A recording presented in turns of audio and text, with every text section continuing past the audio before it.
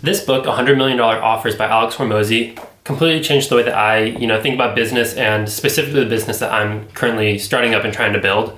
And I'm going to go ahead and kind of break down exactly what I learned from this book and how you can use that in your own business or whatever it is you're trying to do or sell. So one of my favorite things about this book is that it's really so simple. Like, Alex really breaks it down and explains business in its simplest form. It's something that can get complicated so much. You got your head in the clouds with all these crazy ideas, but he really powers home the point that it's about selling to more customers, more times, and for a higher price. If you can do those three things, you're set. It's really as simple as that. So honestly, when you think about business, just always keep those things in mind, and it'll kind of ground you, and that's your North Star. More people, more times, for a higher price. You do that, you're set. But in order to do that, you need a product or a service to sell, obviously. And what I really like about this book is that Alex kind of breaks down exactly how you can craft not only your perfect offer, but kind of your perfect product. So I'm going to walk you through those steps right now. So yeah, this strategy, it does help you craft your product or service, but you do need to already have somewhat of an idea of what you're trying to do before you get into this. And what Alex's thing was, it was all gym related, so weight loss. So everything that he, pointed out in this book kind of centered around the goal of helping people lose weight or get in shape.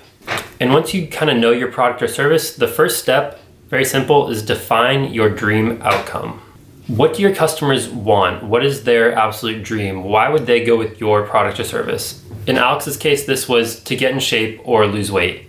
What is it that your customers want more than anything? And if you can provide that, they will be thrilled beyond belief. That is the dream outcome, and you need to figure that out first. So once you have your dream outcome, you then need to make a list of all the problems people will face trying to get to that dream outcome. So for Alex, it was getting in shape, and the things that stop people from doing that are things it's hard to work out every single day. It's hard to eat healthy. Buying healthy food's expensive. All those things are just get creative, list as many things you can that would stop someone from achieving the dream outcome. In my personal case, it's helping people pass the CPA exam, and things that would stop them are the exams are expensive. It's hard to study every single day. You don't know what to study. You don't know which review course to pick. All those things, just literally as many problems that someone would face as you can think of, write them down, and you'll use it in steps 3, 4, and 5. All right, and then once you have a list of every single problem that someone might face getting their dream outcome, this is when you come in and you write all the solutions. So you need to write every way that you could solve their problem, even if it's not a solution that you're willing to do. Even if it's crazy, doing one-on-one training with them every single day, and something that you're just not willing to do, write it down anyway. Don't worry about that. Just how could you solve these problems? Every single one needs to have a solution. A great tip that Alex puts in the book is just put how to in front of every single problem, and just create a how-to guide to, how to lose weight, how to study every single day, how to find the right review course, how to, buy healthy food for not crazy prices. And, you can make a guide, a PDF explaining how someone would do this.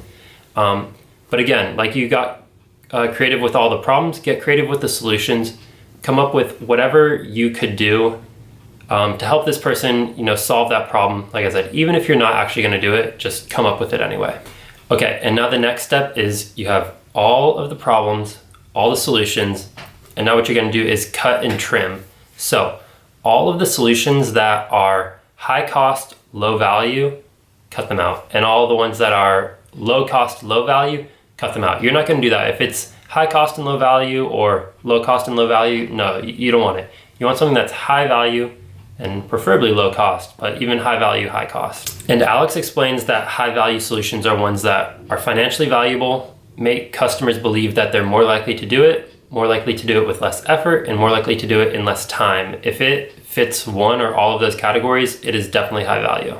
And once you've cut and trimmed, you will now have a list of basically services that you're willing to offer. There's these problems, but you have a solution, and your solution are all these services or parts of your product that you are willing to offer to your customer, and that's basically your entire product. So for Alex, it was like a gym membership where he would also provide tips on, eating healthy or workout routines or diet plans, things like that. Just a bunch of resources that he could put in his offer to his customers. And once you have that, Now it's time to bundle it all up and create the offer.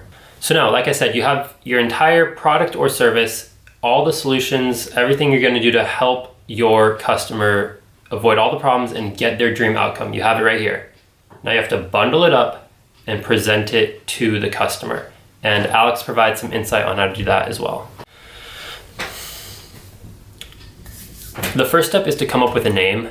It could really be any name. He references frat parties where they just come up with a name for any party, any excuse to have a party. That's kind of what you're doing. Just name your bundle anything. It doesn't really matter, New Year, New Me bundle, or Spring Start bundle. Just any stupid name. Just, you have to have a name for the bundle. That's key, especially if you're going to be offering a crazy deal. The same thing goes with discounts or deals throughout the year. It could be the same discount or deal that you rotate, but just change the name.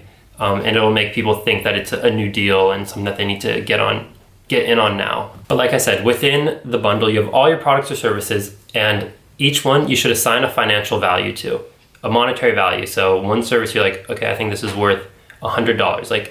Add that up for your own personal reference, add the financial value of all these things and add it up. In Alex's case, sometimes it was $2,500 or something. Let's just say $2,500, for example. He would have that as the financial value of the package. But what you want to do is offer it to your customers for far less. So you want to give far more value than you're asking for. So he would say this package, this bundle is worth $2,500, but I'm offering it for $1,000. And in the customer's mind, that's a huge discount. I'm getting $1,500 off. That's what you want to do. You not only want to provide far more value than you're asking for in return, but you want to give that perception as well. Let the customer know, hey, this is worth a lot of money, but I'm really only asking for this much. This is a good deal for you. Make them aware of that. And once you have all that, then it's time to, go out and start offering this bundle to people. But to make the offer even more appealing, you need to implement a few other strategies in the offer. Those strategies are scarcity, urgency, bonuses, and guarantees. Scarcity is just making it so that only a few people can get it, or making it seem like only a few people can get it. Make it seem scarce and people will want it more.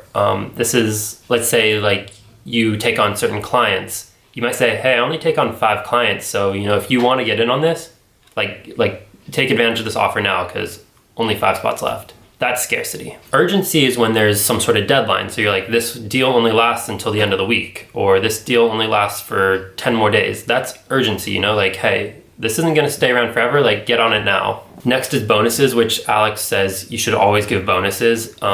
Customers make up their mind about a product within 48 hours of purchasing it. So make that first 48 hours really great.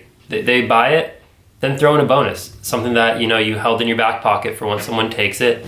Throw in the bonus. It makes the perceived value even higher, and their opinion of their purchase is going to go up immediately. So it's great news for you. And then lastly, use guarantees, which just makes it seem more likely that the customer will succeed. It kind of takes away a little bit of the fear that they might feel when they're going to make that purchase. And you can say, hey, if this doesn't work in 30 days, you get your money back, or any sort of guarantee like that, which will make it a little less of a leap of faith for the customer to actually dish out their hard-earned money.